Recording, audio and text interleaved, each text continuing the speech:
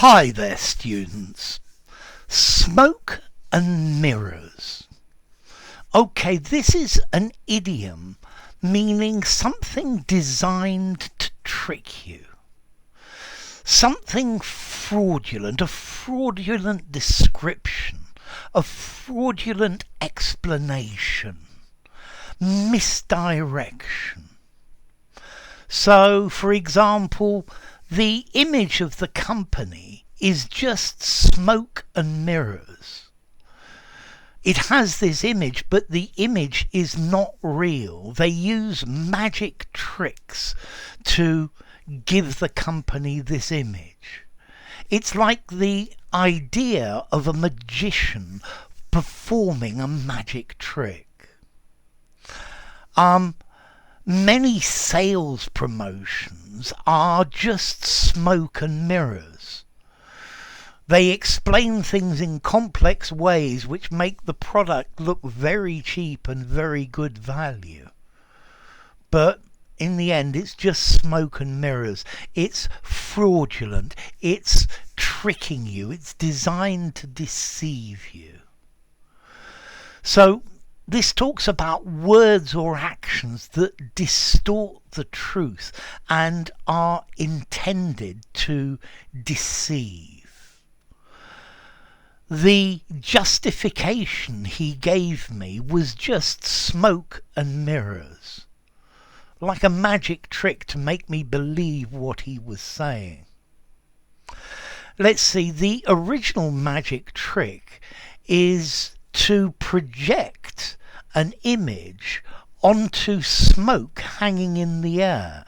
So you hide the projector, you get a puff of smoke from somewhere, and then you project an image onto that. And then this looks like an apparition or something floating in the air, floating in mid-air. It's magic. Then the magician says this is a spirit, or it's a ghost, or it's just this is magic, and then he switches off the projector and it disappears.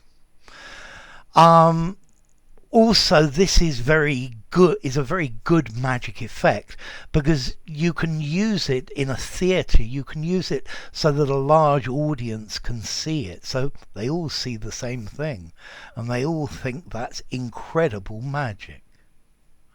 But nowadays we use this smoke and mirrors to say something that gives the impression that it is something else, and using magical or psychological techniques. Political campaigns are mostly smoke and mirrors. Trickery, deception, misdirection. A strategy of deception, a cover-up. Filmmakers very often use smoke and mirrors to create special effects. They use smoke and mirrors to hide the truth. They use smoke and mirrors to persuade the population to act in this way. I get the feeling that a lot of the statistics and data that we're getting about COVID is smoke and mirrors with a political axe to grind underneath. So your next question, how formal is this idiom smoke and mirrors? I think I would give it a 5 in formality. I think you could use it in an informal conversation. You could use it in a semi-formal document. However, in something very formal, as an idiom, probably not. I think I might use deception or trickery or something like that. And then the origin, well, we've got